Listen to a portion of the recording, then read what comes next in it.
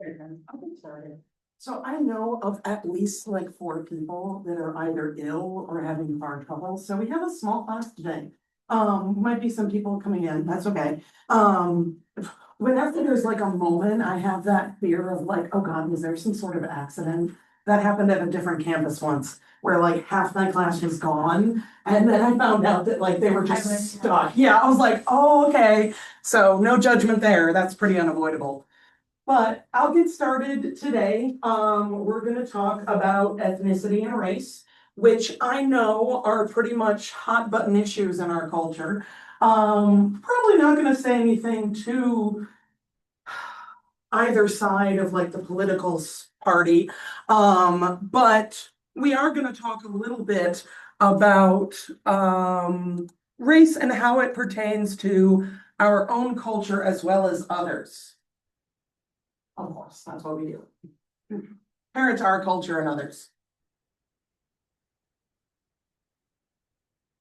So when we look at status and identity, a lot of times we have a tendency to think of status as you either have it or you don't. But technically, we all have a status. It is any position, no matter what its prestige, that someone occupies in a society. So, ascribed status is a social status based on limited choice, things that you're born into, like race and ethnicity. That's something that we don't really, as far as I know, have much of a choice about. Now, we could get philosophical or religious and try to see if maybe we do have a choice before we come down to this, where I don't know. We don't have to get into that, but as far as I know, we don't have a choice in that. Achieved status is social status based on choices or accomplishments. So things like professional titles, the title of doctor, that is an achieved status. You're not born as a doctor. That's something you have to earn for the most part.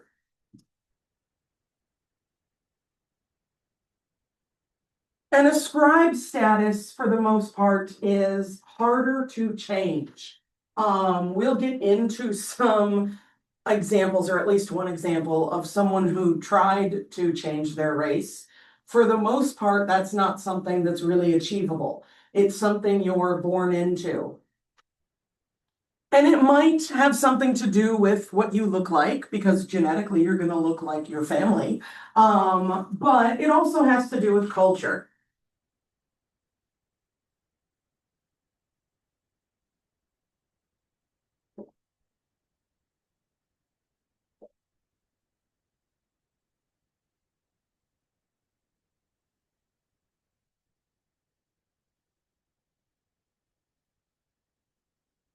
Now, when we talk about race, a topic that comes up a lot is the concept of white privilege.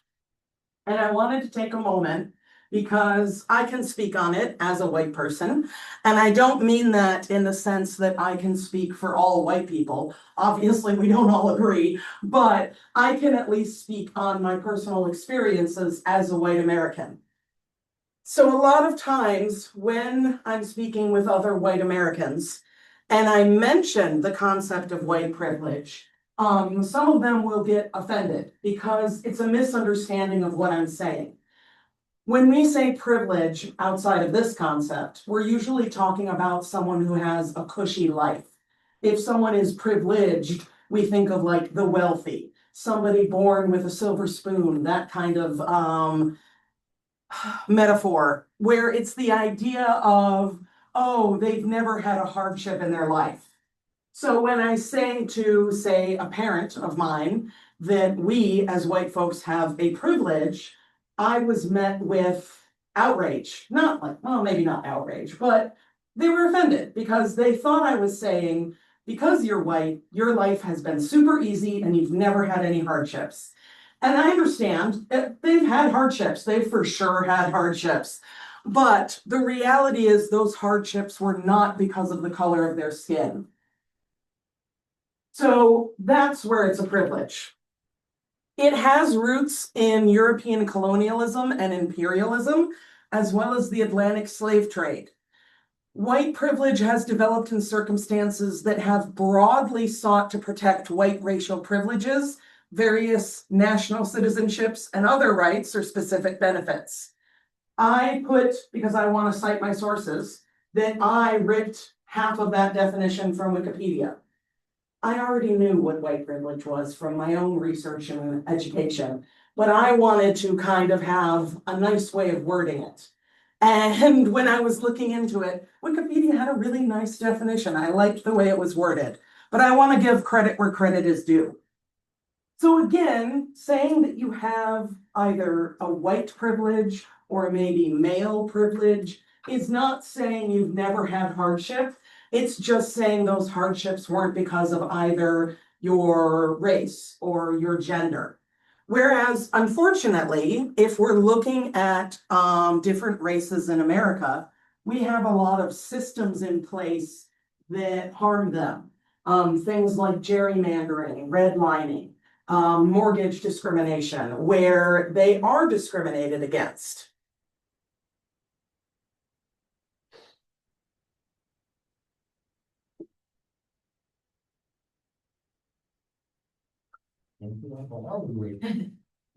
That's what I was like, there might be a car accident, so hopefully not, but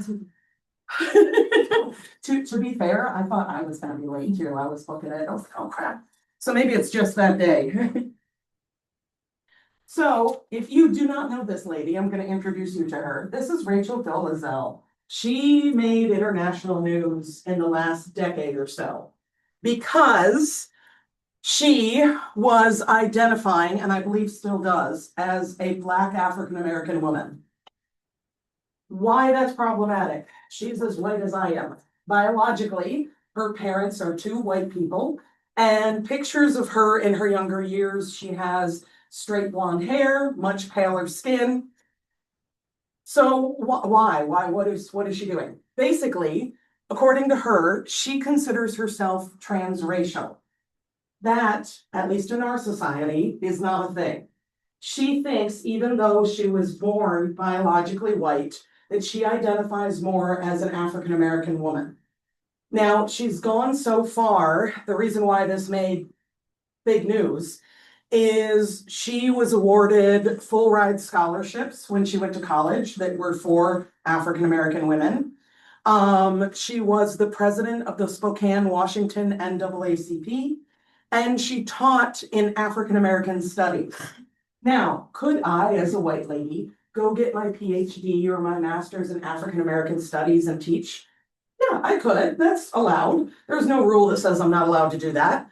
But if I were teaching those courses, one of the things that I would mention is, oh, by the way, if you can't tell, I'm a white lady.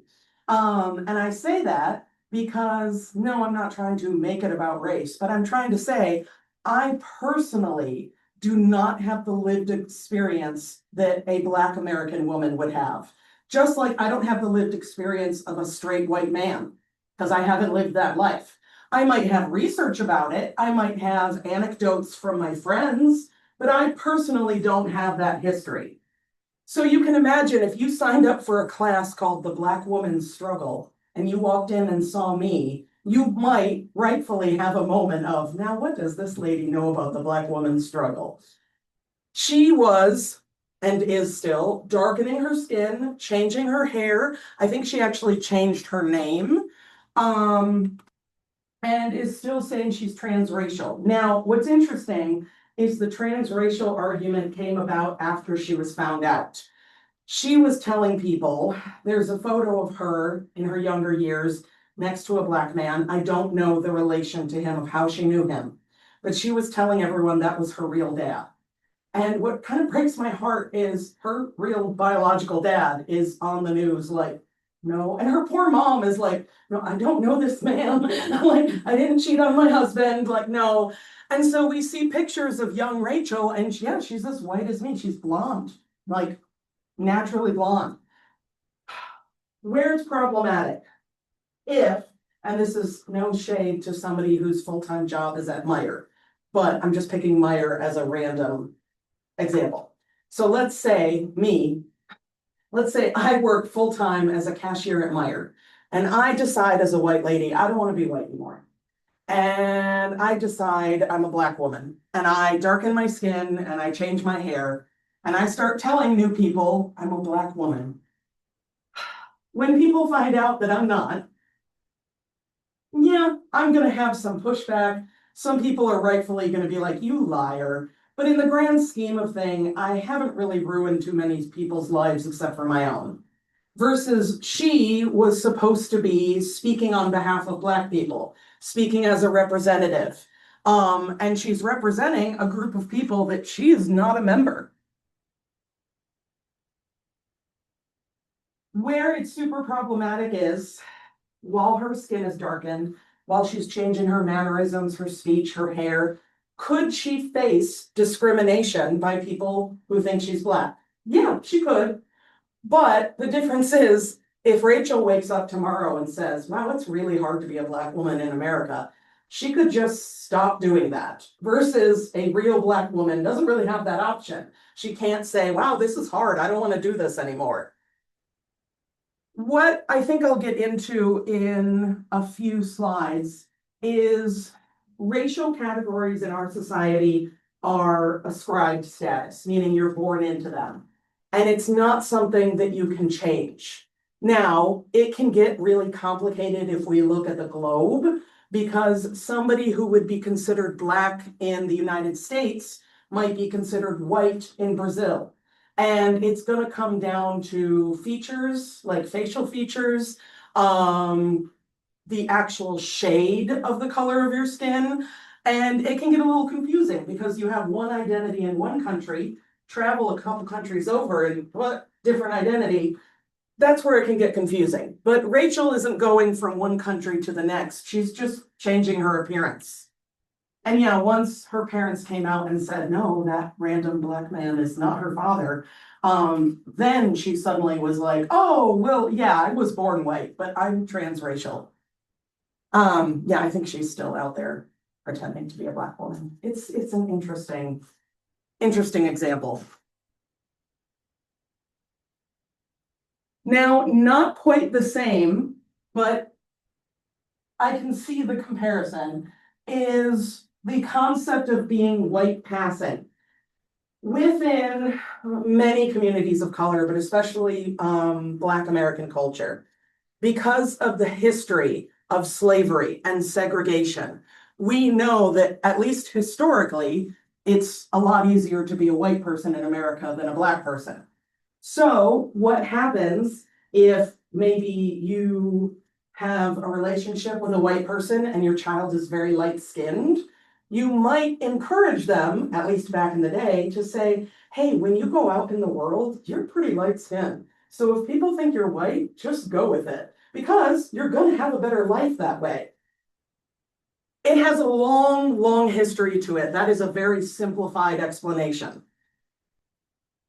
This isn't fully an example of white passing, but this actor on the right, James Roday Rodriguez, he changed his last name from Rodriguez to Roday to try and make it in Hollywood. And unfortunately, while Hollywood has a racism problem, so does our country. And we can see that in sociological studies that have been done, where the sociologists took two identical resumes, same education background, same experience. And on one resume, they wrote the name Jose Rodriguez, and on the other would be James Roday. And they applied to jobs with both resumes. And it's a subconscious bias, but the name James Roday would get more callbacks than Jose Rodriguez. And so it's a subconscious bias. Most likely these hiring managers are not actively being racist. They just have this expectation that the white sounding name is going to be better qualified. So that's what he did. Actors change their names all the time. He was not getting a lot of callbacks, especially for leading roles. So he changed his last name to Roday. He landed a lead role on the show Psych, which I have not seen in years, but I enjoyed that show. It was very cute.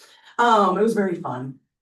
And eventually, he basically said that he felt guilty. He felt like he was hiding his heritage. So he has since gone back to Rodriguez. I will say there was an episode later in the series, because he plays like a fake psychic detective, where he infiltrates a telenovela, one of the Latin American soap operas, and his character was a white guy. But his character randomly speaks like beautiful Spanish, and they don't really explain it on the show. They're just like, oh, wow, I didn't know you speak Spanish, Sean. And he's like, yeah.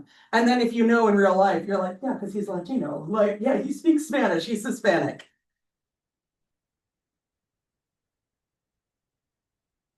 Now, with anthropology being a science, we have to be prepared to occasionally be incorrect. Science is all about proving and disproving theories. So if you come up with a theory or an idea, you have to be prepared for other scientists to try and disprove it. And sometimes they disprove it, and you're, uh-oh, I'm wrong. That's why sometimes science changes their mind, so to speak. So when we look at human evolution, we now know that we originated as a species in East Africa and spread out. Now, where it gets complicated is how we spread out, which direction we went, and when. And for years, we have said that humans came into North America first, before South America, and that the only way they came over was on the Bering Strait land bridge. Basically, Alaska and Russia are really, really close together, but when there's a glacial period with glaciers, the water levels recede and you can walk across the strait. Right now, it's underwater, so you would have to take a boat. Now, we have archaeological evidence that humans did come across on the Bering Strait land bridge, but for years, when anthropologists would talk to the indigenous communities, the Native Americans, we would say, hey, when and how did your ancestors come over here? And the answers they would give us would either be, we've always been here, what are you talking about? Or a lot earlier than you think. And anthropologists wanted to believe them, but also needed hard evidence. We finally have hard evidence. We have found fossilized footprints in White Sands, New Mexico. They date to 23,000 years old, and they are clearly Homo sapien, meaning us. The reason why that's important is the Bering Strait land bridge was no longer crossable 16,500 years ago. Or it wasn't crossable until 16,500 years ago. Sorry. So in other words, do math with me. What is that, like 7,500 years? Before we could cross the land bridge, clearly humans were in North America. And we've also found evidence of human activity down in Chile, in South America. So clearly, humans got here way before we originally thought.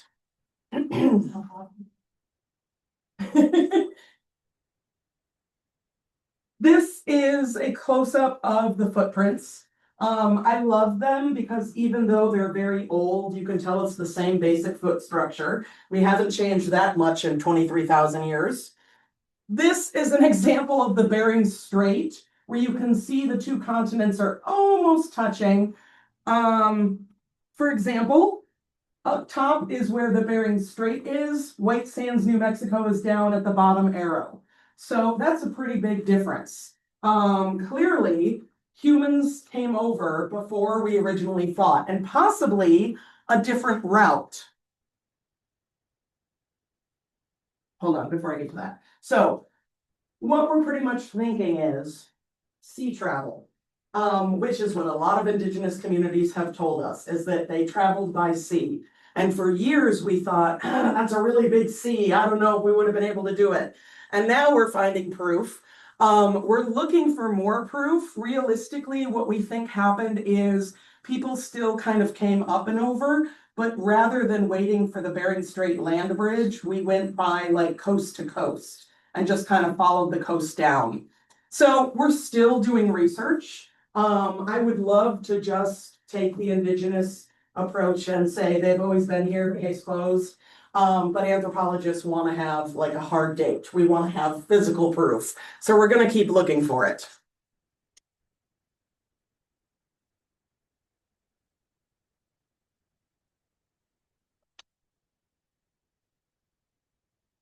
So something you may have heard is the idea that race is a social construct, which basically means we as humans created it. And so a lot of people will take that and say, well, does that mean race doesn't exist? And on the genetic level, yeah, race does not exist. If I took my DNA, if I took my chromosomes and compared them to someone else's, there's nothing in my genetic marker that says I'm white.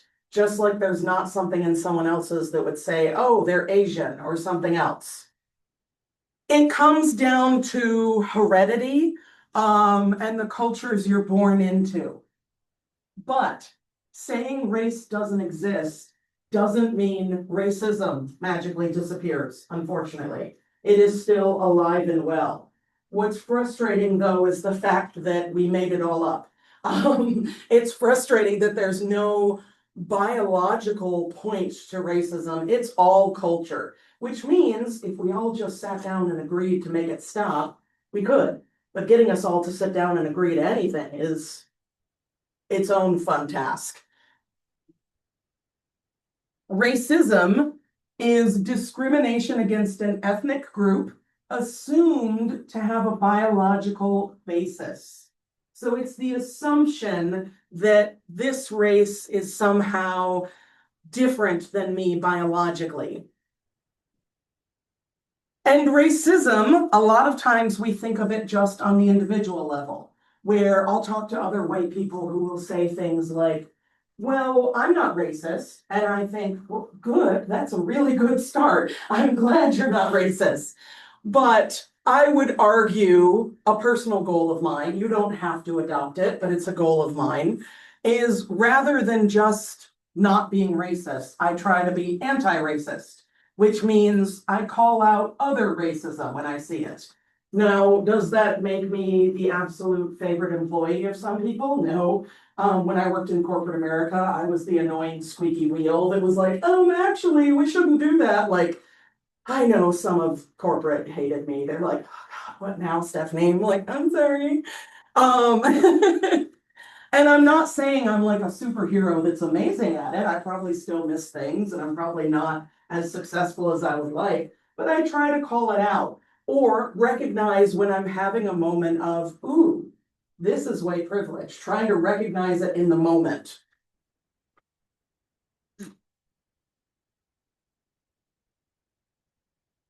So racism hasn't always existed. It's not historically accurate to depict a world void of diversity. I get so grumpy with Hollywood. I know there's a racism problem, but I think my favorite was the movie they made about Noah from the Bible, historically from the Middle East, and they cast Christian Bale. And I love Christian Bale, but I was like, that's not an Arab man. That is not a Middle Eastern. He's not even Jewish. Like, we're not even, come on. They do that a lot where they will say, okay, we're going to have a movie in ancient Rome. And then they cast only white people. And the argument is, well, it was Rome. They were white. And yeah, most Romans were. But there were also a ton of Romans that were not. And we as humans have always loved traveling around.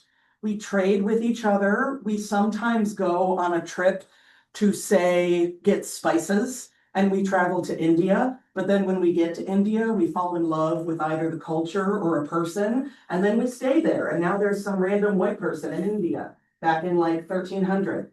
It happens. It happens the other way around. People from India coming into England and saying, actually, I think I'll stay here. So I get frustrated with Hollywood when they use the argument of, well, historically, I'm like, no, historically we travel a lot. Something when we talk about race and racism, a newer term is a microaggression. It's a term used for commonplace verbal behavioral, or environmental slights, even when they're unintentional. So that's the other thing I hear is if somebody says or does something that could be racist, and we call them out on it. We can be gentle when we call them out. We don't have to be rude. But sometimes people get very defensive and they'll say, well, I didn't mean any harm. And like, that's good. I'm glad you weren't purposely trying to be harmful, but that doesn't mean you didn't still hurt somebody. Similarly, I won't do it, but I could walk up to one of you and slap you and then say, like, well, I didn't mean to hurt you.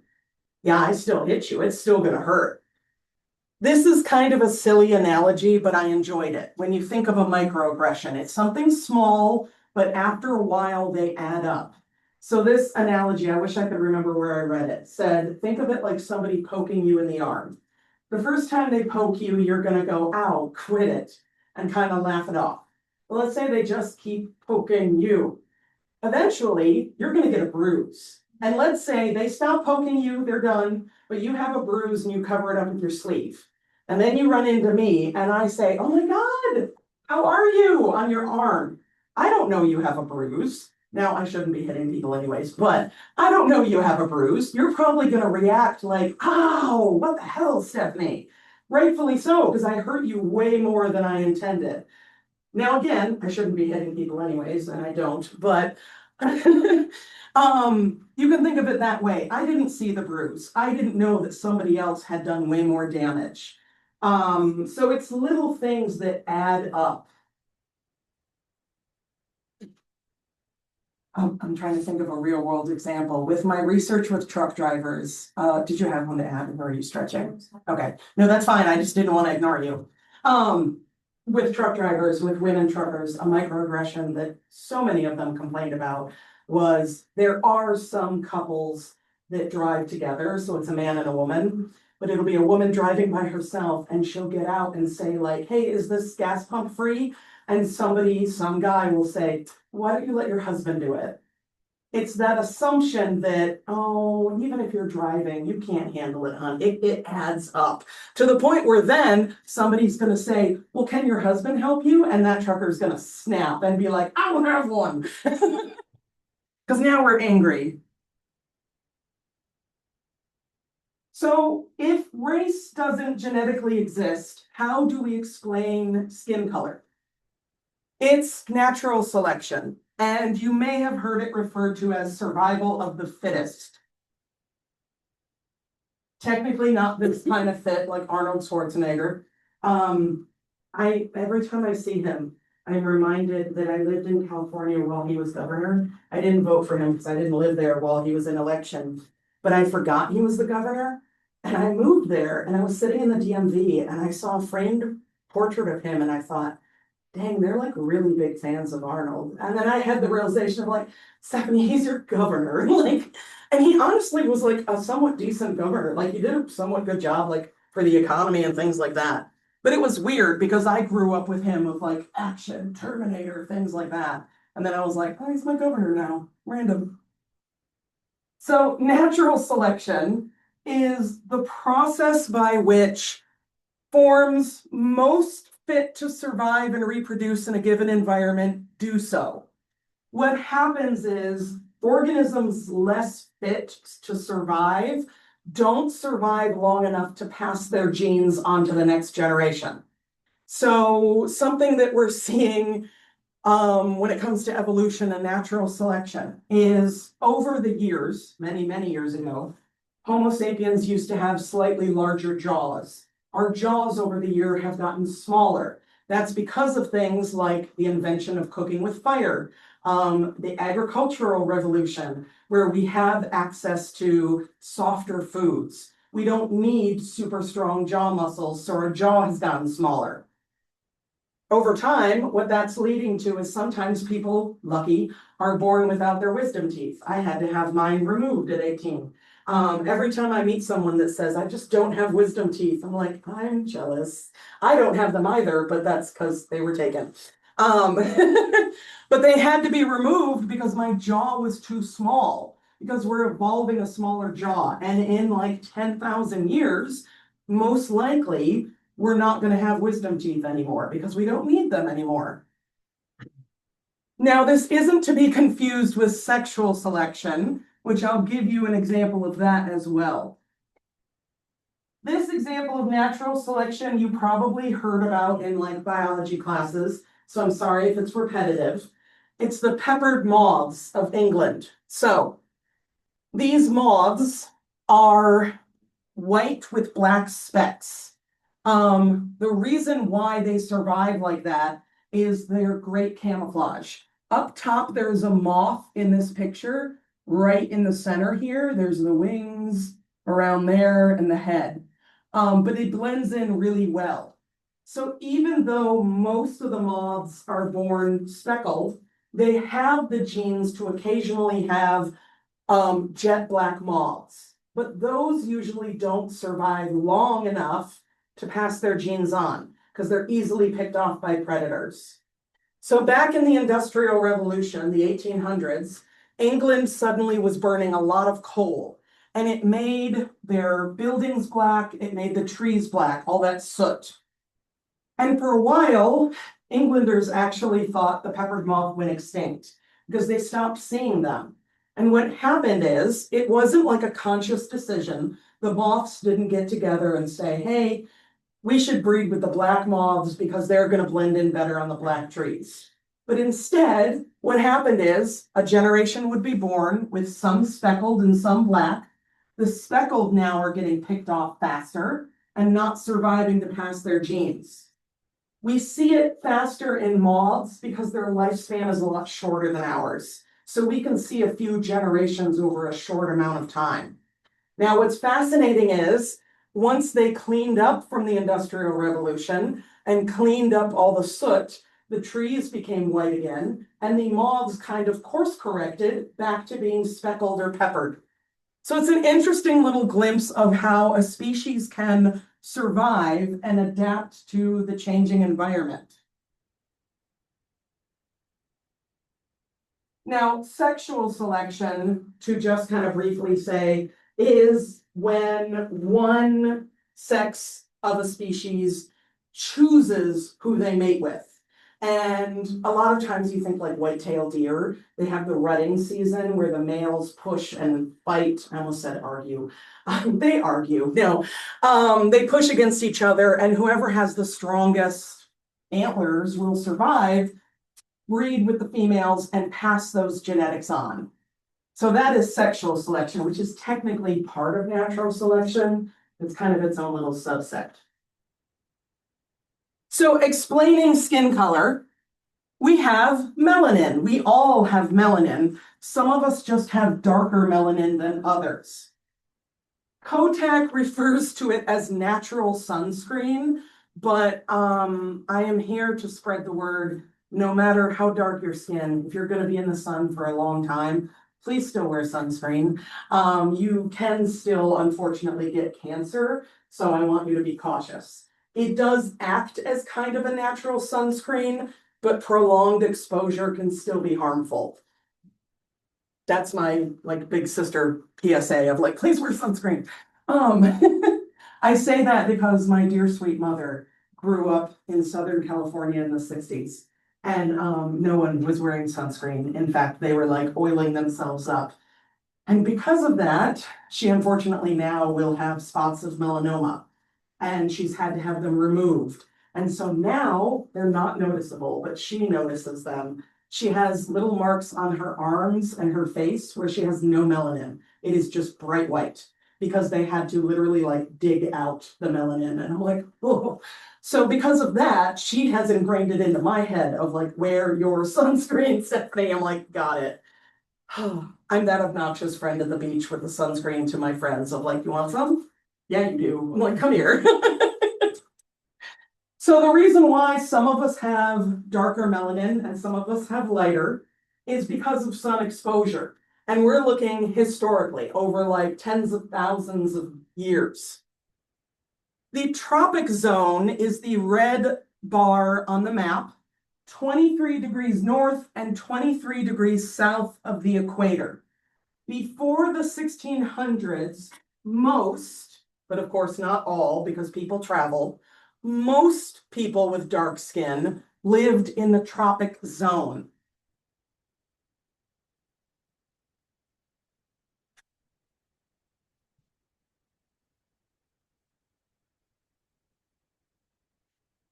Why do we have darker skin in the tropics? Because you have more sunlight. So we need sunlight to survive. We get vitamin D from it.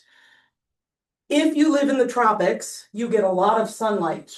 Think of the closer you are to the equator, the more sunlight you get because you don't tilt away from the sun like we do in the north. That's why right now I'm personally counting down until the day that when we leave at 7, it's still light out, and I'm going to be so excited. Good morning. Yes, I'm ready. And I make that joke, but I also joke that thankfully I don't have like seasonal affective disorder. With my pale skin, I absorb sunlight pretty quickly. So we've had a few days of sunlight and I've been enjoying it, but I also kind of like absorb it and then kind of store it because I know reality is, as much as I would love to say we have an early spring, I know Michigan, it probably has at least one more blizzard ready for us. So I'm preparing myself, like we probably still got some dark gray days. My ancestors are from like Northern Europe. In the north or in the far south, you don't get as much sunlight, meaning you don't absorb as much vitamin D. Where dark skin is beneficial with a lot of sunlight, it protects you against harmful UV rays. Nowadays, unfortunately, we still need to have some sunscreen, but especially historically, that was the best protection. Having darker melanin that keeps you from getting vitamin D, like basically an overdose of it, or sun poisoning. So I think of my pale skin. If you took me and didn't let me have sunscreen or an umbrella and dropped me at the equator, I would get sun poisoning. I would be miserable. I would be bright red. I say that as someone who got sun poisoning once from an overcast day, and my best friend still teases me. She's like, the sun wasn't even out. And I'm like, my skin knew, the ancestors knew. They're like, the sun is there. So in the north, why that's beneficial is I can have one sunny day in February and get enough vitamin D because my pale skin absorbs it. That's why if you are darker in skin tone, you might want to, depending on how much sunlight you get in the winter, you might want to look into like vitamin D supplements. Now you want to be careful with supplements, but sometimes that can help. Sometimes it can help boost your mood because we know vitamin D can be linked to a slight mood boost. Now, there are exceptions to the rule. We have the Inuit people of northern Canada, Alaska, and Greenland. In these areas, in some parts, you get even less sun in the winter than here. And in fact, there are some parts where you'll go 30 days without sun. So you can tell by this adorable kid that they have slightly darker skin than someone like me. So how have they adapted to live in a cold, dark climate, but still have maybe not dark skin, but darker than like me and my ancestors? It's what this person is doing. They're fishing. The Inuit people have historically a very fish-heavy diet, and fish have vitamin D. So because they're getting plentiful vitamin D from their diet over many, many generations, they have not had to adapt to have bright white skin like me. I laugh. So my sister lives in North Carolina and her husband, they're both white, but they're in North Carolina. So even just a few states south of here, they get more sun than us. Her husband doesn't normally come home to visit because he's not from here. But she brought him home a couple summers ago and they were driving around and he said to her, Jocelyn, I've never seen so many white people. And she said, we're from a small town in North Carolina. What are you talking about? And he goes, no. They're actually white. And she goes, yeah, honey, they're not tanning as much as you. And I'm a prime example. Like he even said, I was like, it's okay. You can say your sister-in-law. Like I am pale. I'm like, but I think of every time there's so many white. They're actually white though. I'm like, yeah, we don't get as much sun as you. Looking at the social construction of race, how we've constructed these different categories. Descent is a social identity based on ancestry. Hypodescent with an O is when we take children of interracial relationships and we identify them with the parent's identity that is considered a minority or a marginalized group. So it would be like when I have a couple, I think I have examples on the next slide, but it would be like celebrities where you have somebody who's Asian American, Asian white, and we just refer to them as Asian. We very rarely say like, oh yeah, he's white. We just say like, oh, he's Asian rather than the whiteness. Even though most people of multiracial ancestry don't consider themselves like 50-50. They don't consider themselves 50% Asian and 50% white. They're 100% Asian and 100% white.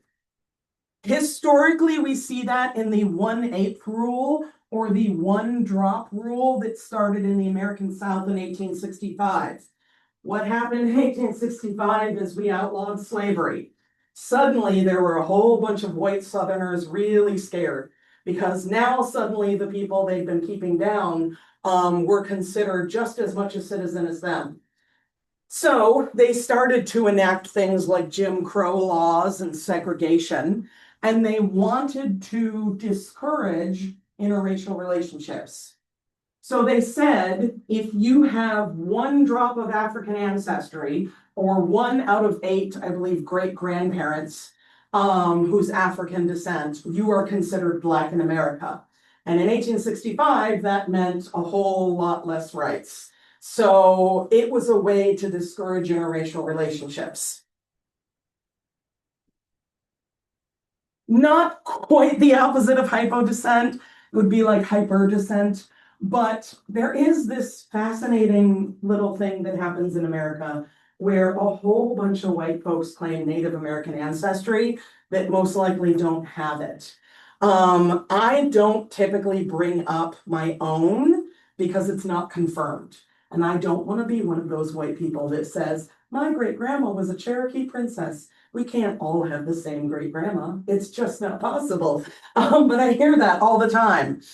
Now, one of the reasons why it's hard to prove Native American ancestry is kind of similar to the concept of white passing. In my family, what I'm pretty sure who it is it's a great grandpa, nope, a great great grandpa of mine. So it's pretty far back. But basically what happened is he was Native American and he married a white lady. And their kids were light-skinned, but had Native American ancestry. But at the time, it wasn't really a good time to be Native American in the US. So they just had their kids be white passing. And when they'd ask, why is dad so much tanner? They would just lie and say things like, oh, he just works in the sun a lot. Like, no, he's indigenous. Now, I have no proof of that. I'm looking into it. My sister and I are trying to do some more research because culturally, I would like to know where I come from. But I'm cautious about talking about it because I don't have the proof. And I don't want people to think, she's just claiming it to be hip.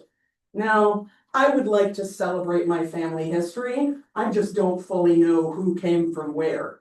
So like, even if I know my great great grandpa was indigenous, that was a long time ago, trying to figure out like what tribe he came from, that's going to be its own fun little adventure. What I need to do is become famous, and then I can be on Finding Your Roots, and they'll do all the research for me. Okay, it's a really long. I love that show. If you're unaware, it's a cute show on like PBS where they take celebrities and do a deep dive into their ancestry, and it's really interesting. Two great examples of hypodescent, President Barack Obama and Meghan Markle. President Obama, we usually refer to as our first Black president, which is not incorrect. He is, but technically he's biracial. Now, I understand that it's more exciting to say our first Black president, which, like I said, is correct. But that's more exciting than if we went the other route and said, yay, he's our 44th white president. We'd be like, That's not that exciting. This is the 44th. I think it was number 44. So we end up kind of just saying, oh, he's Black, whereas technically he's biracial. Same with Meghan Markle. I will bring her up again when we talk about kinship, because she was discriminated against a lot from the British royal family because they viewed her as like muddling their genetics, which is BS.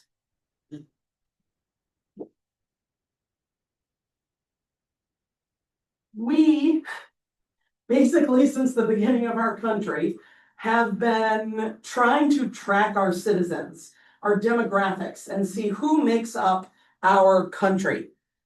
The US Census Bureau was started in 1790, and this is not like a picture, it's just kind of a breakdown.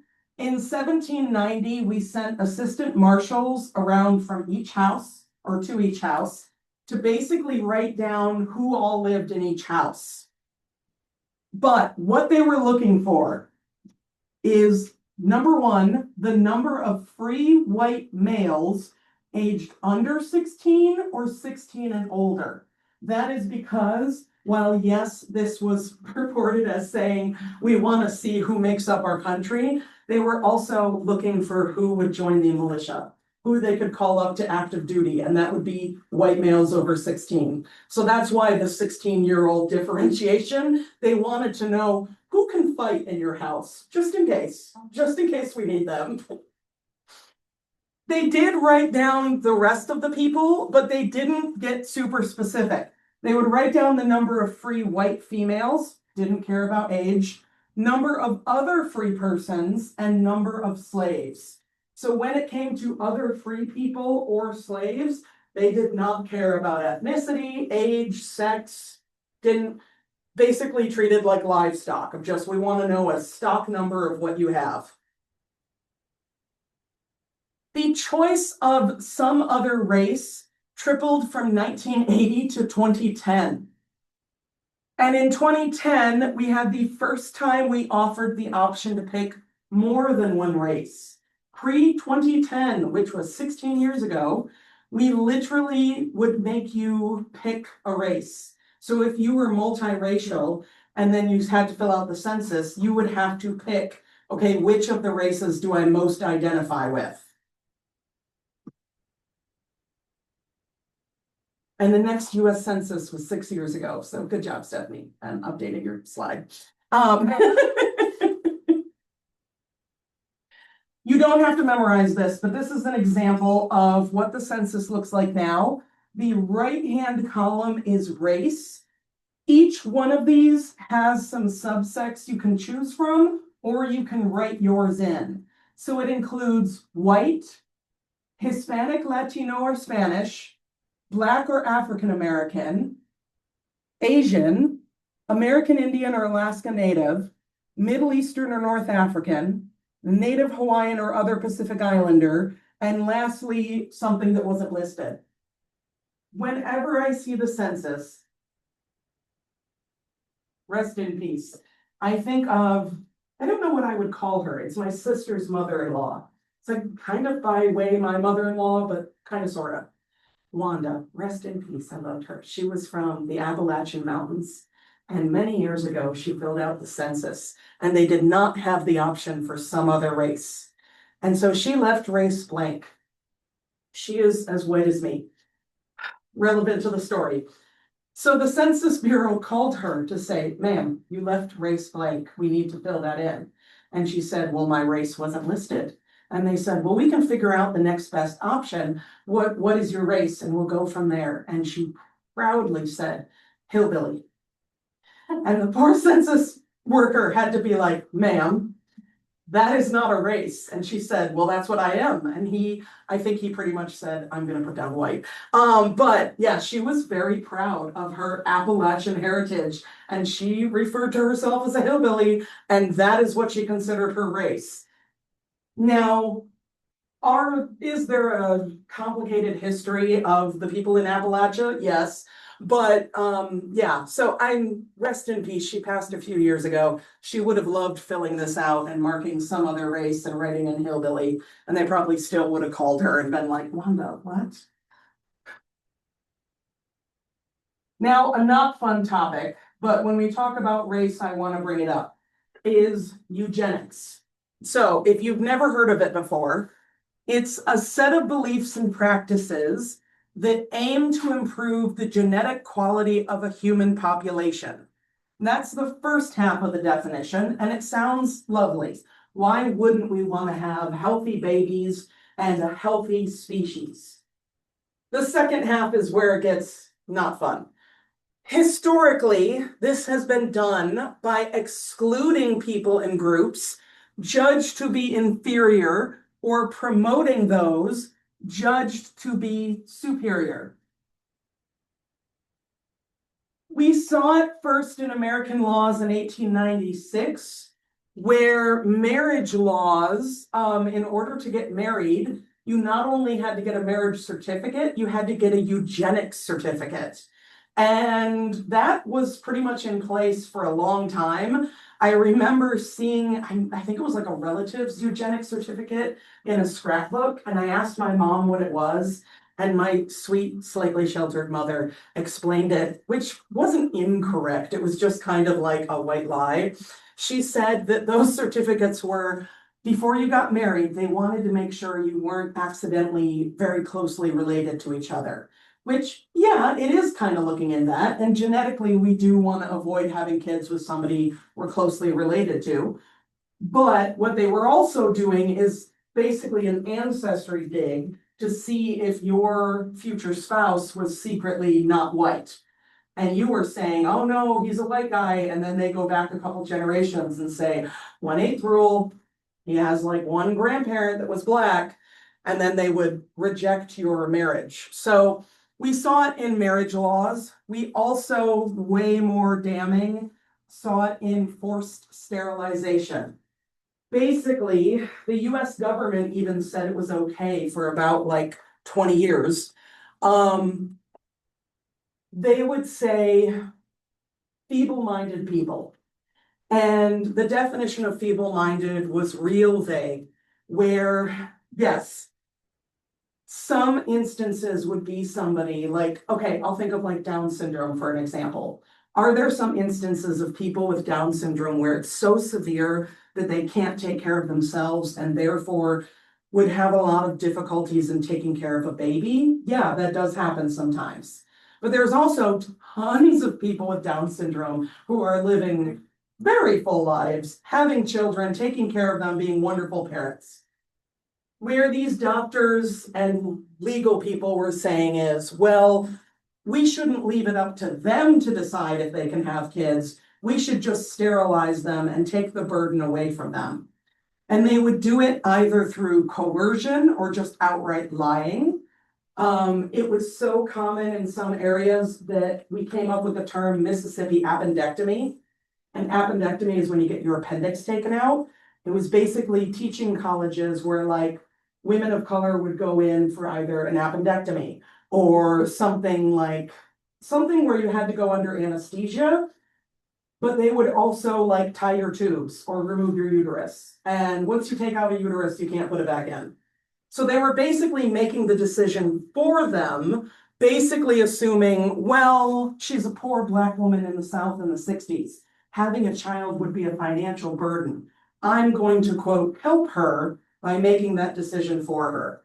And unfortunately, we are hearing stories coming out of some ICE detention centers of women being at least coerced into sterilization. Now, I want to preface, I don't have any hard empirical evidence of that. The only reason why I bring it up is people complained about Mississippi appendectomies at the time before we had hard evidence. So I would like a little more exploration into it to try and make sure that it's not happening. I don't want more people to go under the knife and then come out and, oh, by the way, you can never have kids. Me personally, I'm like, sign me up for a hysterectomy. But if I wanted kids, that has to be incredibly heartbreaking to not be able to, and especially when it's something that somebody else made that choice for you.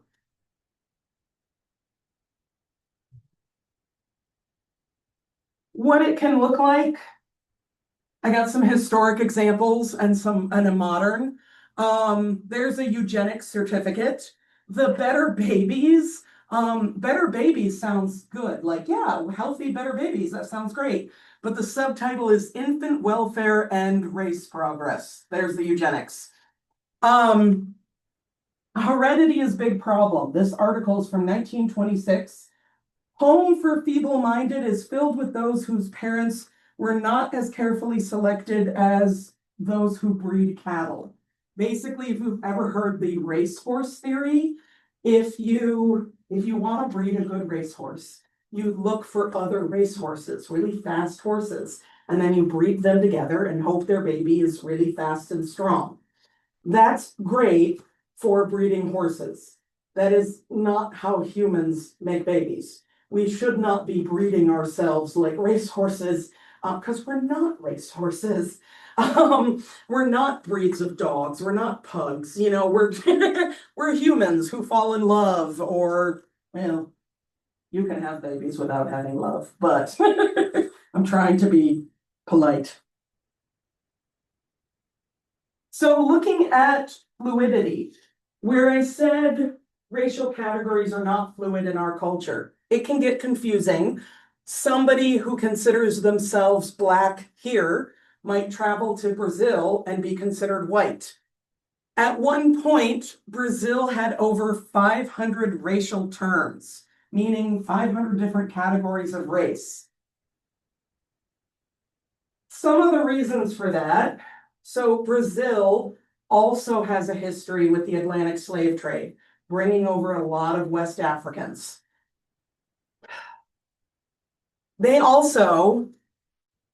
were a little more understanding about interracial relationships. Here in the United States, if a white person and a Black person had a baby together during slavery, that baby was considered Black and would then be a slave, unless their other parent who's free frees them, but that was unfortunately rare. So they would be considered a slave, meaning a pretty shitty life. No rights, no freedom. That discourages interracial relationships.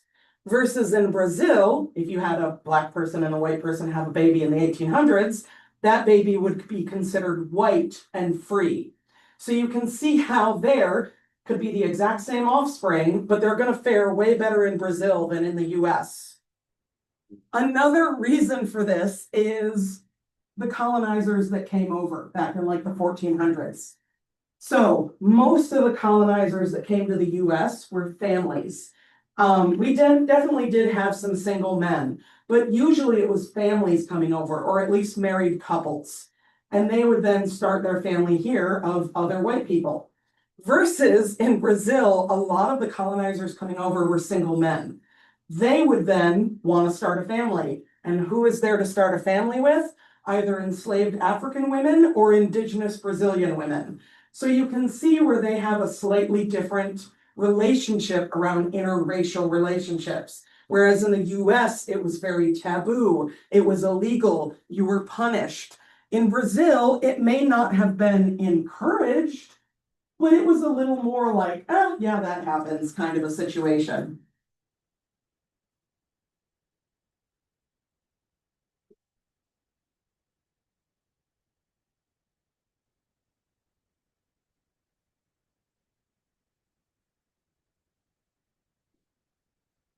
Sorry, I'm trying to remember where I am. Because we only meet for an hour and a half, I have to take previous lessons and like consolidate them. So then I play the game of like, did I consolidate it too much? Are we gonna get out early? Hopefully nobody's mad if we get out a couple minutes early, but we'll play it by ear. So looking at nationalities, this refers to ethnic groups that have, once had, or want their own countries. Where it can get complicated, don't panic about memorizing this map. I wish I had a better map, because if you zoom in, it's just really pixelated, but it's supposed to show the tribal nations in at least Canada and the US. Tribal nations are considered nations, even though they don't have their own physical country. So like when a tribe in our country is federally recognized, that means they're a sovereign nation and they're in charge of their own government. They kind of exist within our government. It's really complicated, but that is why for years we outlawed gambling in the US unless you were on a Native American reservation. And that's how so many of them have casinos because it was a loophole and they saw an opportunity to make some money. And a lot of them have dealt with a lot of poverty, so I'm okay with them making some money. Colonialism is the political, social, economic, and cultural domination of a territory and its people by a foreign power for an extended time. So where we see that all over the globe is during what's called the Age of Discovery between like the 1400s and the 1700s. And this is where Europeans decided to just mess things up. Basically just traveled all over the globe, claiming they were going for spices, but instead showing up saying, this is our land now, and not only is it ours, you have to live exactly like us. You have to speak our language, you have to practice our religion, you have to dress like us. And what's that you don't want to? Well, you could die. And I would argue that's not a really good decision to have to make. So a lot of people did assimilate. There's also, I enjoy the joke, as an American, I get to poke fun at my British ancestors a little bit. And where I do like to poke fun is how bland most of their food is. And I didn't come up with this joke, but it makes me laugh. Somebody out there said, it's frustrating that they colonized the world for spices and refused to use them. Just refuse. Oh, every time I see a person on TikTok or Instagram that's British, and they're like, oh, I got Chinese food. And then they show me and there's like peas. And I'm like, what is that? I tease my dad because he's an older man who doesn't like a lot of spice anymore. So I tease him that he eats like a Brit because I'll be like, what did you have for dinner? And he's like, I had a single sausage and some beans. And I'm like, why do you eat like this? I say that it's really easy to impress him as a cook. I'm not an amazing cook, but I made stuffed chicken breast with sun-dried tomatoes, and he said, this is phenomenal. And I'm like, yeah, it's oregano. Welcome. Sounds good. It was really good.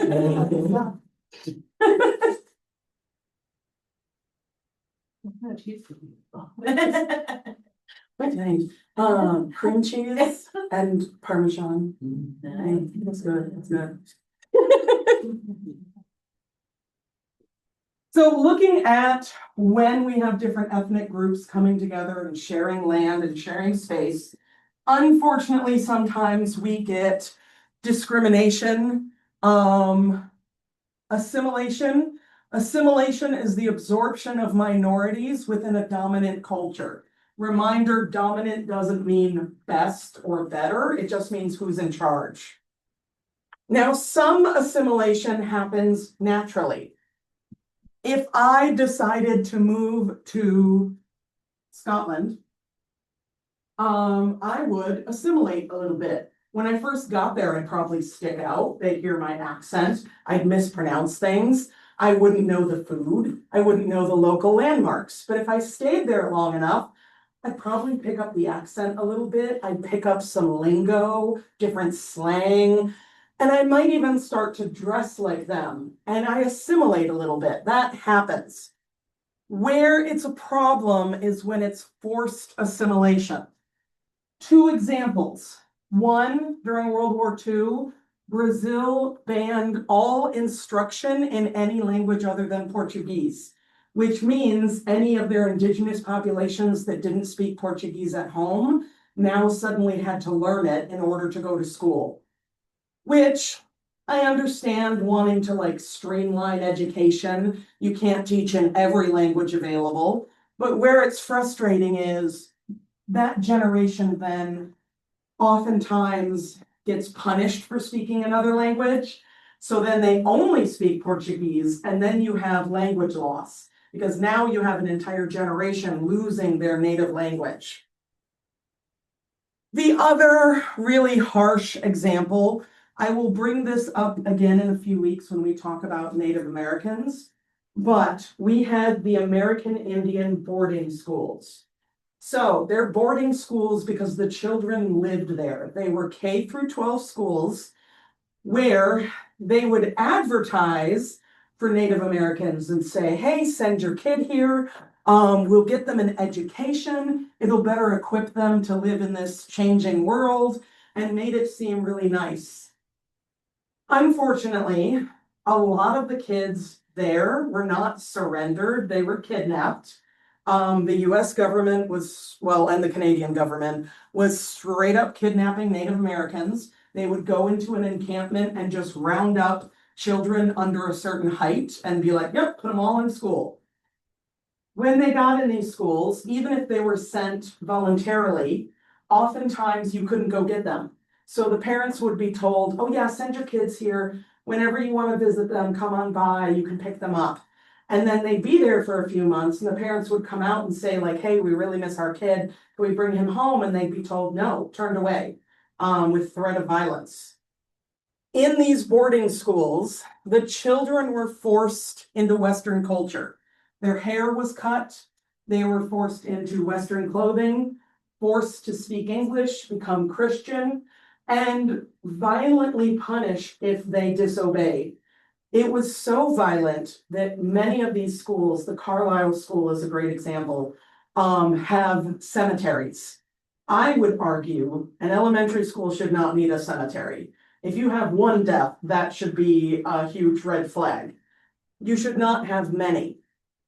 The slogan of these schools was literally, kill the Indians, save the man. The idea being that you would kill the Indianness out of them and religiously save them in Christianity. I may bring up when I talk about it again, but where anthropologists are trying to help is in these cemeteries. A lot of the graves are unmarked.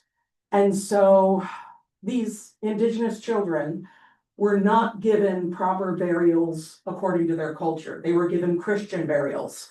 And so their parents are long gone because most of these schools we're talking like late 1800s, early 1900s. Their parents are gone. But they have descendants, and so anthropologists and archaeologists are using our equipment to find graves. So we're using like ground penetrating radar and going to these unmarked graves, finding the grave, figuring out who they belong to, and then giving the remains back. Is that gonna magically heal the damage that was done for years? No, it's not. But it's a very small step to try and repair that relationship. And at least then the Indigenous communities can take those children's remains and give them a proper burial on their ancestral land, and kind of reunite them spiritually.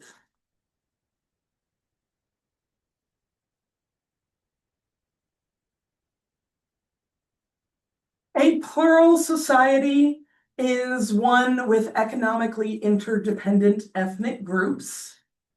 We, while some would argue we're a melting pot, we try at least to be multiculturalists. That is the view of cultural diversity as valuable and worth maintaining. So it's the opposite of assimilation. Rather than saying this is the dominant culture and everybody better fall in line or else, we say, hey, this is the dominant culture and you can assimilate if you want, but you don't have to. If you want to keep your traditions alive, that's allowed. Examples where our society tries to be multicultural, we're not 100% accurate, but we try. We have a lot of cultural festivals. Examples include Pulaski Days. I have no Polish ancestry that I know of, but the neighbors I grew up next to are very Polish. And every Pulaski Days for like 50 years, that weekend, they are partying. And I get to be Polish for a day. I get to go eat the stuffed cabbage and the bow ties and the sauerkraut and drink some beer and dance to polka. Do I know how to dance to polka? No, but I do my best. I love it. It's also, normally I'm somebody that doesn't like loud neighbors. but they start at like 4 a.m. cooking with loud polka music playing. It's the only time I'm like, you make as much noise as you want. Can I come over and eat? You make as much noise as you want. I'm like, I don't care. And I know they're having fun. But we also have like Greek Fest. We have Native American powwows. Now, I'm a little biased. I'm in the Grand Rapids area, so we do have some, but Muskegon does too. Muskegon has a lot of cultural events, and I need to get more active. It's gotten a lot better. I know for like a minute, well, I don't know how long, I'm just saying a minute. Muskegon had a bad connotation of being kind of dingy, and I'm very happy to see how much like Muskegon has been kind of like beautifying and like adding art and things like that. I'm like, yeah, hell yeah, Muskegon. It's gonna continue. I hope so. I didn't grow up in Muskegon, but my dad's from Muskegon. So his parents lived here until the late 90s. And so I grew up like every weekend in Muskegon. So I'm like, I didn't grow up here, but I kind of did, like kind of sort of. I hung out a lot. Over on Liberty. I don't know why I remember where they live. So ethno-nationalism is a not fun topic. It is the idea of an association between ethnicity and the right to rule the United States. Where we see that is ethno-nationalism is 99% of the time perpetrated by white folks, where they think, I say they, but I am a white folk, it's just not me personally. But this group thinks that they have a predetermined God-given right to rule the United States. And this ties back into manifest destiny, which was the idea that it was our God-given right and destiny to remake the United States in a European image. And that meant pushing out the indigenous people. So where we can see that, unfortunately, we see it a lot in the MAGA movement. Now, where I want to be cautious is I'm not saying that means every single MAGA person is a racist a-hole. But unfortunately, that's where we see a lot of the laws coming into action that are very discriminatory.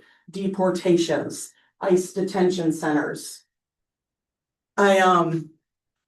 I knew it was going to happen, so I wasn't surprised, but I was disappointed that there have been multiple incidents, even locally, of ICE agents detaining and questioning Native Americans. And that's where I say, even if you believe in ICE, where are you deporting them to? They're from here. Like, so we see that in immigration bans and deportation as well. We have a history in this country of limiting access to immigration, where we will say, oh, we've taken too many immigrants from blank area. We need to scale back.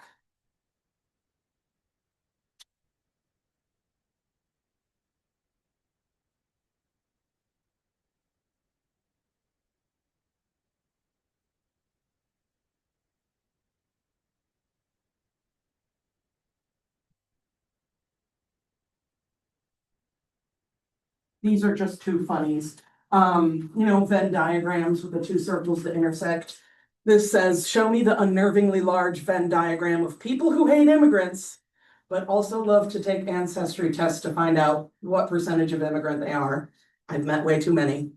The other funny one is a white man pointing out a Hispanic family and saying, we need to reclaim America from the illegal immigrants, and a Native American man saying, I'll help you pack.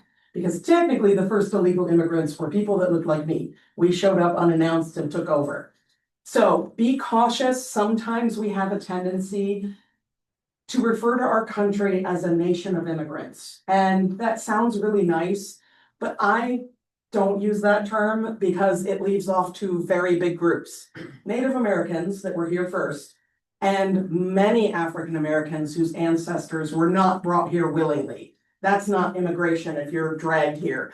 Immigration is willfully coming over.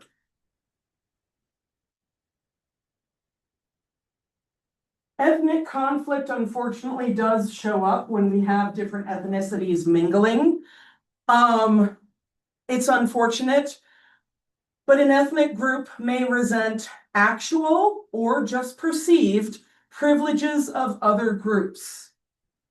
A prejudice is a devaluing of a group because of its assumed attributes.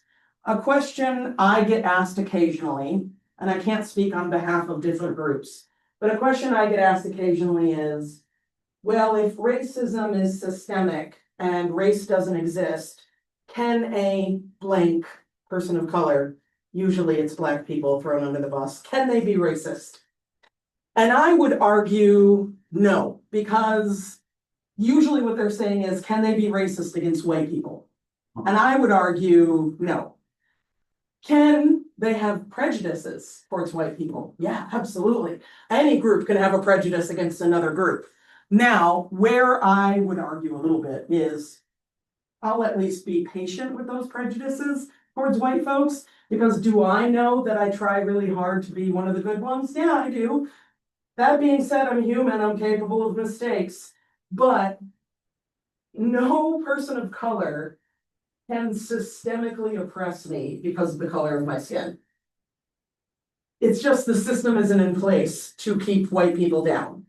So where I say I would argue that I'm going to be patient with prejudices is a lot of times, if it's a prejudice against people that look like me, it's because of real life reasons where they have been discriminated against by people who look like me. So they may not trust me off the bat. That, the onus is on me. That's up to me to prove that I'm not a jerk. But systemically, they can't really be racist towards white folks. Could they have racist prejudices towards other groups of color? Yes, but the system really isn't in place to perpetuate full-on racism in a systemic kind of idea. Discrimination refers to policies and practices that harm a group and its members. So prejudice becomes discrimination when we enact laws to keep different people down. So when we do things like gerrymandering or redlining and mortgage discrimination to keep certain groups from advancing, that's when it becomes discrimination and becomes systemic racism.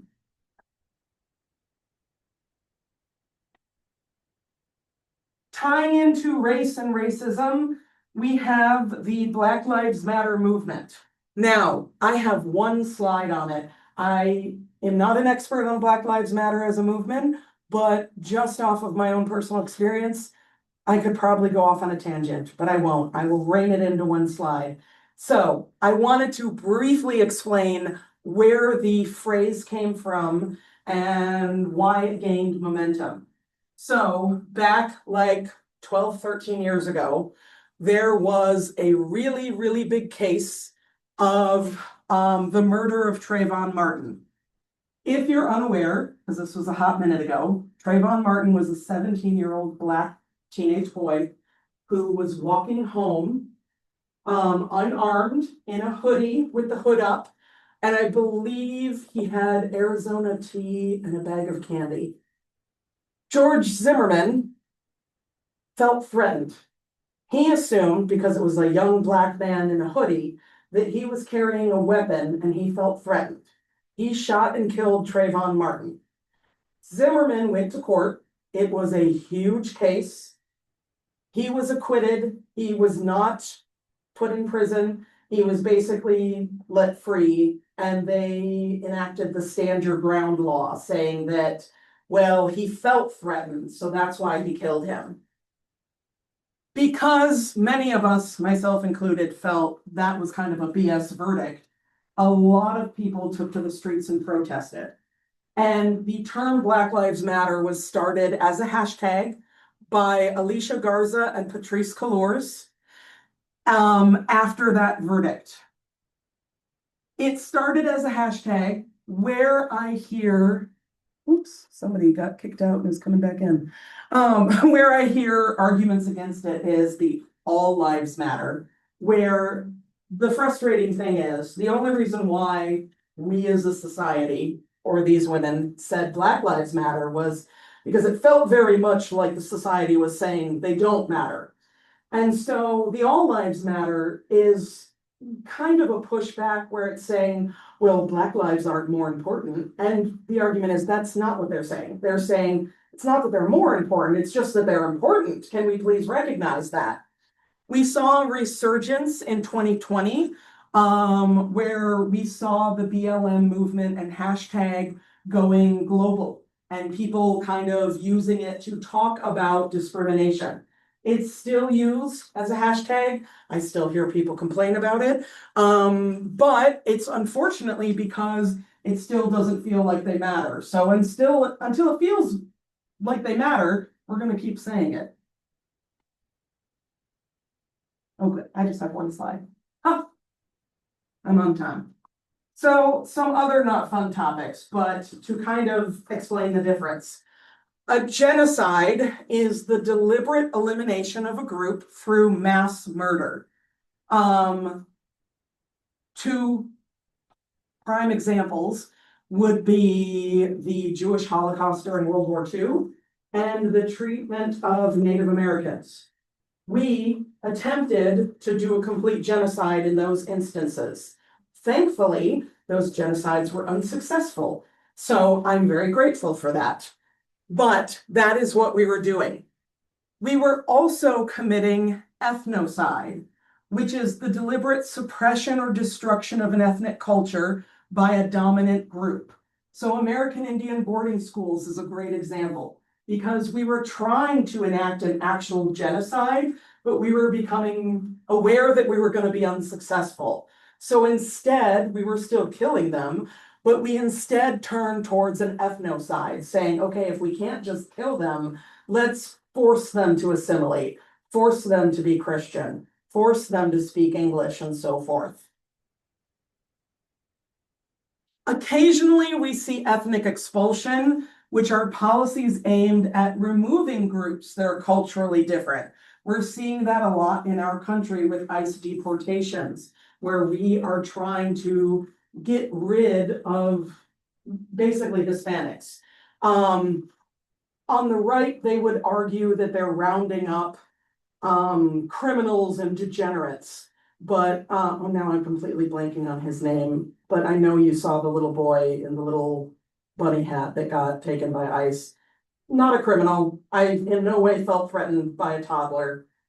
And I used to work at a daycare. I've been threatened by toddlers. I did not feel threatened by that toddler. So a refugee is a little different than an immigrant.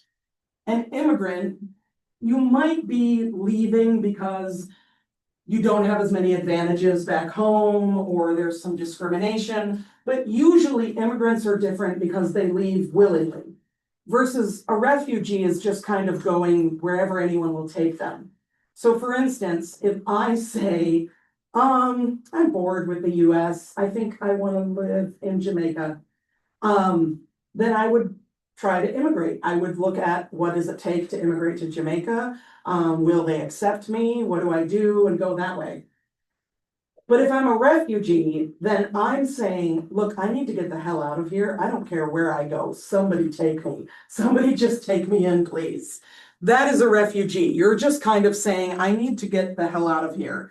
Due to persecution, war, famine. We're also seeing an uptick, unfortunately, in environmental refugees, where people are being pushed out of their homelands because of rising water levels or tropical storms, things like that. We'll see that happen. Or Puerto Rico. I feel like every hurricane season they just get battered. And I'm like, I don't know anyone in Puerto Rico, but I feel bad. I'm like, every hurricane season, I'm like, please don't go to Puerto Rico. Oh God, it's going. I'm like, it's bad enough where I have people I do know in the path of hurricanes. I have a best friend that lives in Arkansas near the Gulf, and then my sister lives in North Carolina. So every time a hurricane is coming, I'm like, I don't know which way it's going to go, but I'm scared either way. Like, which direction? Who do I panic and message? So I will end there. That is kind of the end of what we're talking about today.